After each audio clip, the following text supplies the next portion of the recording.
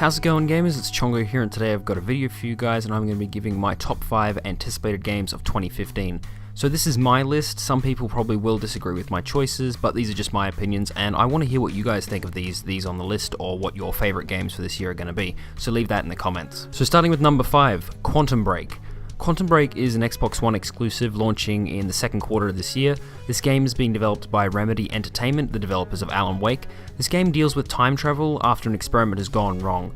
There's also going to be a TV series that'll air alongside the game, and Remedy has stated that how you play the game impacts the show, and the show informs you how you play the game. So this will be interesting to see how this works, since this is a single player game, so I'm not sure how that's going to work with content. I mean, if they can keep the game enjoyable after a certain amount of content has been released, or whether there'll be some sort of sub to keep the content going, or what they're going to do.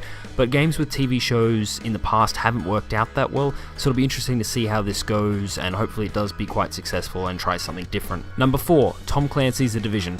Ever since The Division was first announced, players have been excited to get their hands on the game. However, following Ubisoft's recent track record with Watch Dogs and Assassin's Creed Unity, it'll be interesting to see if The Division can live up to its own hype. But with rumours already circling that the graphical quality of the game has already been downgraded, it may not be possible for some gamers to enjoy this new IP from Ubisoft. Number 3, No Man's Sky. No Man's Sky is a space adventure game created by Hello Games, a studio with 10 employees. The game will feature a procedurally generated open universe. The game will feature planetary exploration, deep oceans, space-based battles, and potential predators on various procedurally generated worlds. So I've been keeping an eye on No Man's Sky ever since it was announced. It just sounds really interesting and very ambitious. I'm interested to see how it plays out. I mean, this could be the next Minecraft because of how ambitious it is and what it's trying to achieve. I hope it does do well, but it could be a massive miss if it doesn't launch correctly or there's problems with the game. Number 2, Rainbow Six Siege. Ever since playing Rainbow Six Vegas 1 and 2 on the Xbox 360 years ago, I've been waiting for a more tactical shooter, and it seems like Rainbow Six Siege is about that. So it's going to be slow-paced siege gameplay, such as hostage rescue, where criminals hold up a building and police plan out their attack. The game also features destructible environments, so players can shoot through walls to kill enemies and create openings. So I'm really excited to see this game coming back. It seems like we're, going a much more fast-paced way with FPS, which is good, but I still feel like we need something like this, and I feel like this game will hopefully do quite well with a much more tactical gameplay and something that, you plan out before you just run in there and start shooting. And I feel like this will be a game that may take off on competitive, it may not, it really depends how it plays out, but it definitely seems like something that'll be interesting to play this year. So now my number 1 most anticipated game of 2015, it's Star Wars Battlefront.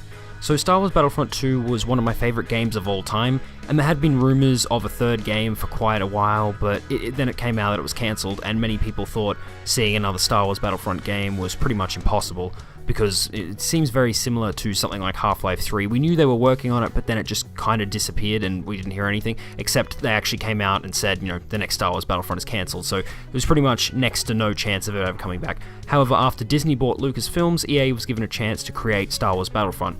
So we've yet to see any actual gameplay from Star Wars Battlefront. I think we saw some CGI trailers at E3, but I think the latest we're going to see anything from this game, like actual gameplay, will be E3, but we probably will see it earlier than that. So this is quite a big game for EA, especially since everyone had all these, pre-existing notions of what this game will be, and, ground to space battles, all this kind of stuff that everyone wants for this game. So I'm going to be very interested to see how EA approaches this, and I don't think this game will be delayed. It may do, but it just feels like they've had enough time to do it. I mean, it's been about 2.5 years, maybe even 3 years, that they've had working on this game, not to mention the fact that the movie is being released at the end of this year, so delaying it will be a chance that they probably don't want to take, so they're going to polish this up and make it quite well. So hopefully this game comes out quite well. If it doesn't, I feel like EA is going to get an extreme amount of backlash. So anyway, this was my list of my top 5 anticipated games of 2015. I want to know what you think of these games on the list, and what would your top 5 be? Leave that down below, and if you want to see more videos like this, subscribe. Thanks for watching.